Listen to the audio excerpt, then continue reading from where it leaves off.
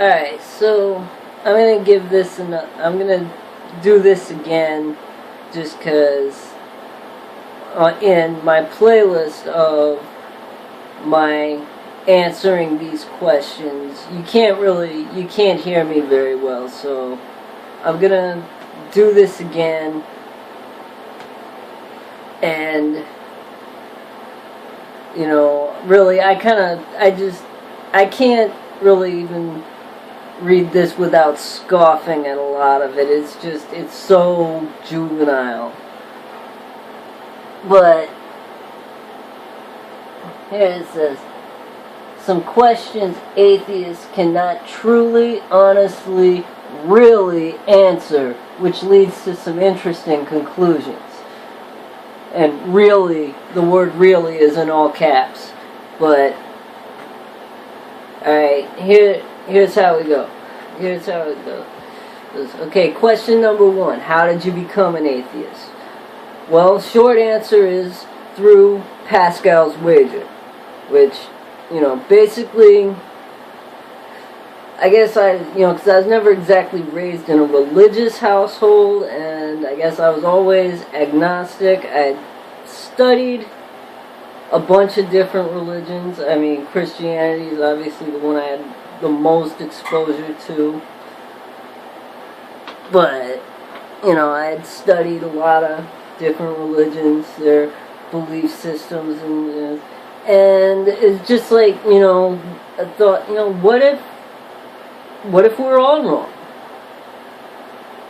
And for a while I was, believing that there was like some sort of higher power, and maybe no religion had it right, and there's nothing on earth, and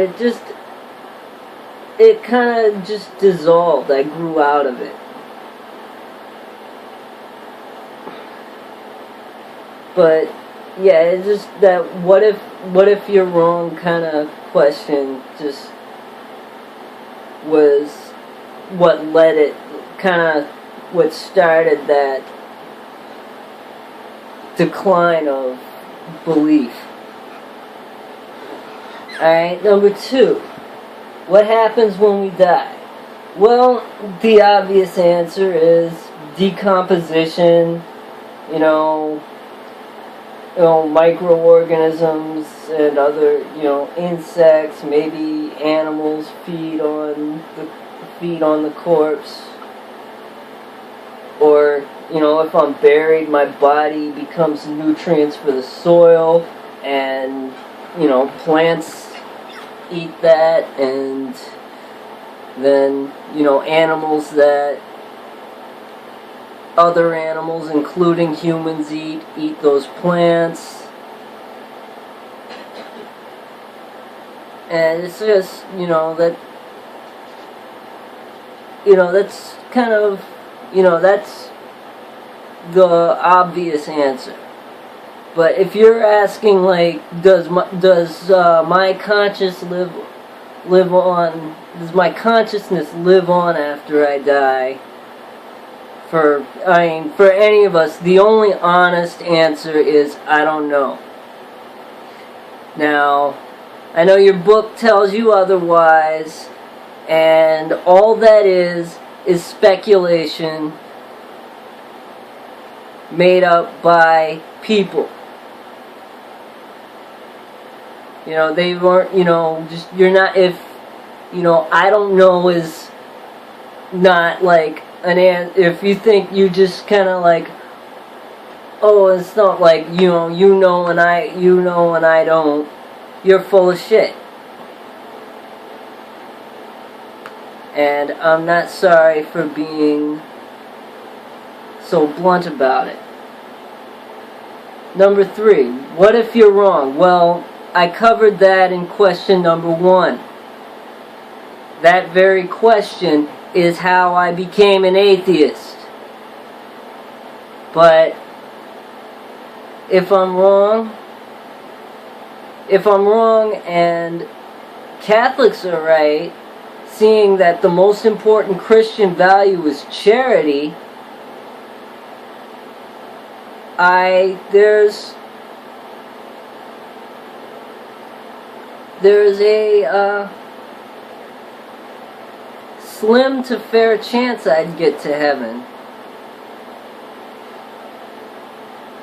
But, you know, I mean, I'm not even gonna bother speculating on it. I mean, I don't need some fear of the unknown to rule my life. But we'll get to that later. Number 4, without God, where do you get your morality from? Well, mainly from my upbringing, my parents, you know, empathy for people around me, the idea that, you know, I don't want like people treating me like shit, so I don't treat them like shit.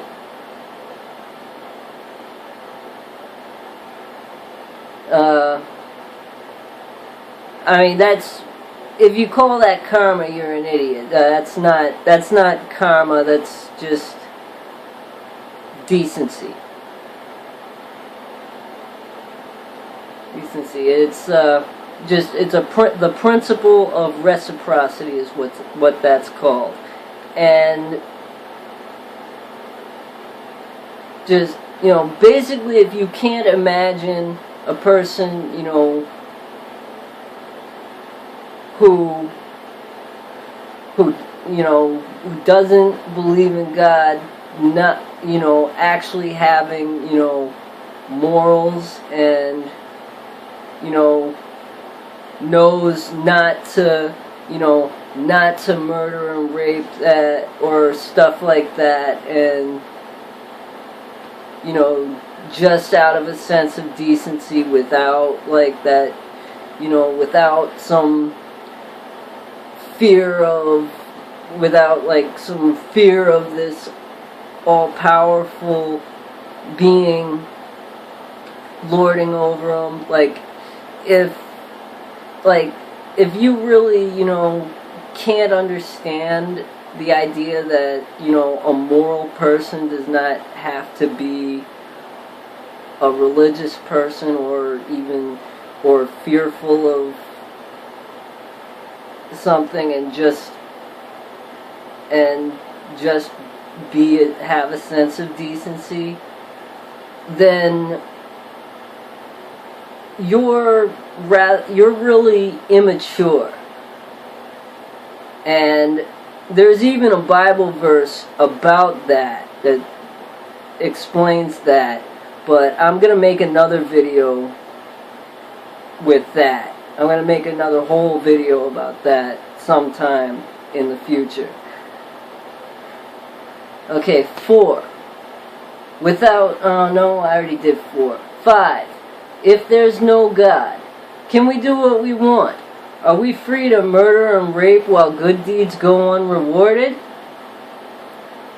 Again, obviously written by someone very immature. Like how, whoever actually wrote this, how old are you? 12? Really? But the answer is no. No. I mean, the question's kind of vague. Are we free to murder and rape? Free from what? Consequence? No. We build prisons for murderers and rapists.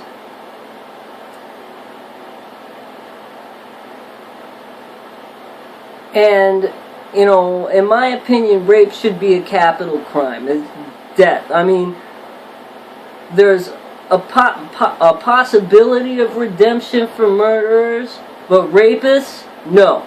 Death. And, okay, with good deeds going unrewarded. You know,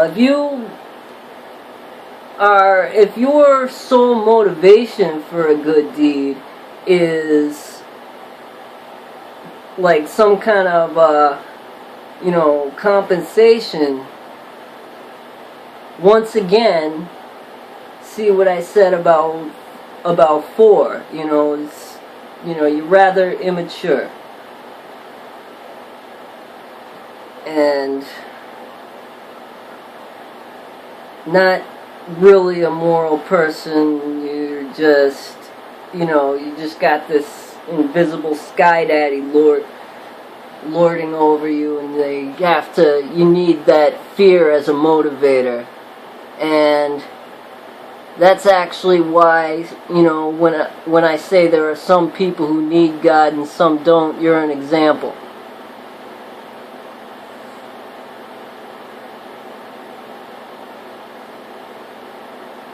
Alright, number 6. If there's no God, how does your life mean anything? Well, I've been asked this question a lot, and my answer is I decide to give my life meaning. I make the meaning in my life by, you know, what good I do for people around me. Like, you know, when I actually can help people around me, and when I'm generally a charitable person, and that's not just giving money out to charities, that's actually, you know, helping people who need help, like volunteering at soup kitchens to feed homeless people, stuff, you know, small things for, you know, community stuff. You know, by what I do, you know, what goals I might set for myself as, you know, what I need, what I want to, and what I realistically can accomplish. And so, you know, so my life might have one meaning for a few years and change as I get older, and have, you know, I'll have a new thing I'll set out to do after I've accomplished a prior goal. But, you know, basically I can make my own meaning for my life. I don't need a divine, like, meaning of life for, you know, some entity to serve personally. That's, you know, I mean, that may not be for everyone, but that's, for me, that's what's right for me. Okay, moving on. 7. Where did the universe come from? I don't know. I mean, I know what your book says. I know what all these other religions say. But the true answer, the only answer that is the truth, everything else is just mythology. The true answer is, I don't know. That's the only honest answer to that question. It's not, you know, everything else was a guess, you know, and fairy tales.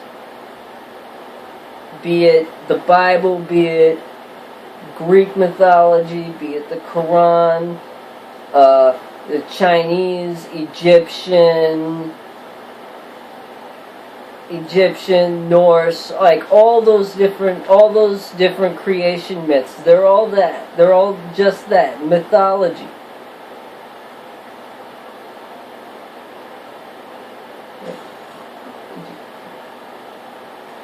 Alright, number 8. What about miracles? With all the people who claim to have a connection with Jesus, what about those who claim to have seen saints or angels? Well,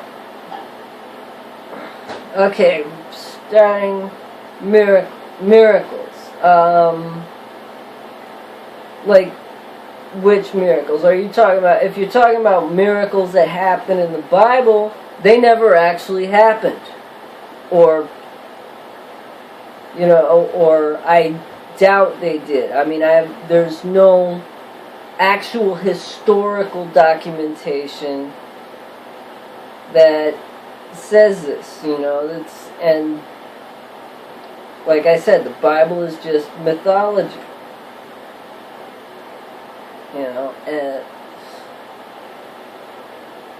and if you're claiming, any other, like, recent miracles, I've yet to see them. All the people who claim to have a connection with Jesus,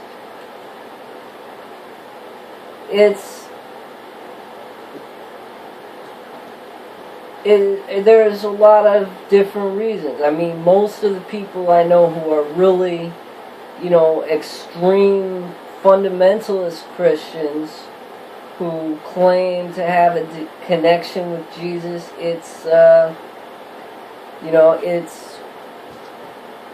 addiction. They've their religion is their new addiction. They haven't completely gone through the 12 steps in AA, or in some cases, like all the pills they were addicted to. Most cases both booze and pills, but they, basically, they traded one addiction for another. Happens, very common. And it's it's that addictive personality. Religion can be just another drug in many cases. And what about those who claim to have seen saints or angels? Well, what were they on? What were they on? And if they weren't on any drugs, what meds were they supposed to be taking that they weren't?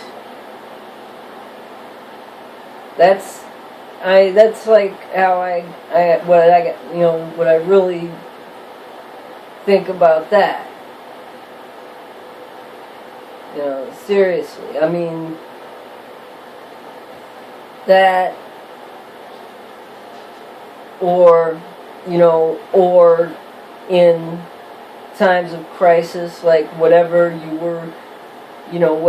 were raised to believe, like, say, if you have, like, a near-death experience, you see that because, your brain makes that to create, like, some kind of, comfort to help, just to help itself through something it can't handle. That might be a case too. I mean, I read a paper once by a doctor who had this long explanation of it, and that's kind of what I remember from it. But moving on. Number 9, what's your view of Dawkins, Hitchens, and Harris?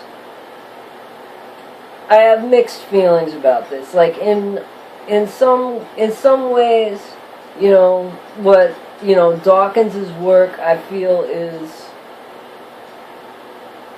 doing a lot for us, because, as an atheist, I've had problems with, some places. I mean, it's not an extreme cases, but, minor discrimination, like, he can't, you can't have him here, he doesn't believe in God. And it's like, I'm just buying food, why do you care? And, but at the same time, Hitchens, especially when he was alive, Hitchens especially struck me as an asshole. Like, But I mean, all three of them, like, even though I agree with their standpoint, they strike me as this kind of, the same kind of evangelical asshole that, you know, most Christians that I hate are. It's like they're not like better people for this. They're just, it's like I can't stand Christians being like that, where they force this down your throat, and like, you agree with me or you're going to hell. Like, if you don't agree with me, you're just a stupid piece of shit. There's like, so in some ways, since, I actually agree with their standpoint, and they do have some good points that they raise, but they sometimes go the wrong way about it, to me, like, just, being the same type of assholes as the evangelical Christians. But that's just my opinion. And finally, if there's no God, then why does every society have a religion? Well, that goes back to my answer number 4, of where there are, some people who need God and some that don't. And on another side, you need to ask, if there's really only one true form of worship for this one God, then why does every country have a different religion? It's a geographical where all these religions are. And I mean, here in America it's mixed because we're a nation of immigrants anyway, but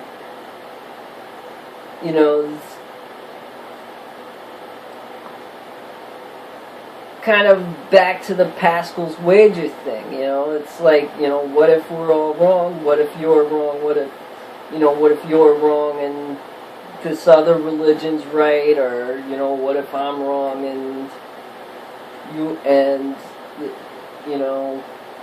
any religion's right?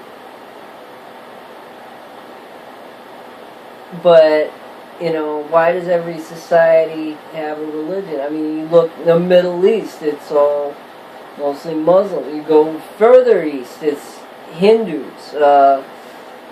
It depends on what culture you're from which of these societies, and it's what you're raised to believe. That's, religion was a part of evolution, and this is how.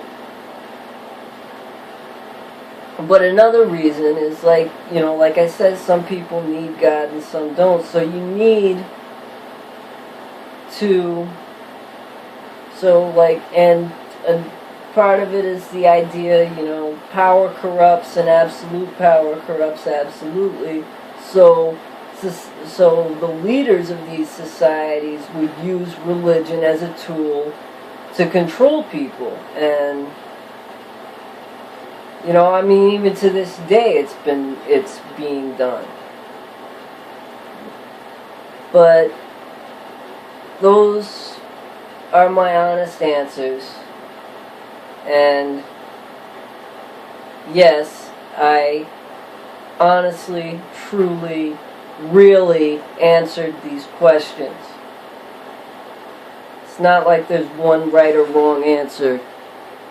They're all matters of opinion, except for where did the universe come from and what happens when you die. Because there really is only one honest answer, and that's I don't know. But like I said, I find some of these questions extremely juvenile, and highly doubt that an adult wrote these questions. And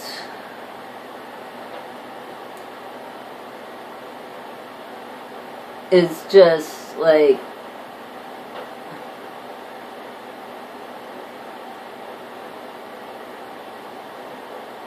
I don't know, maybe, maybe it is, maybe you are a teenager, you get shits and giggles out of people's answers or something. But those are my answers. And I'll be back with that video I was talking about earlier sometime.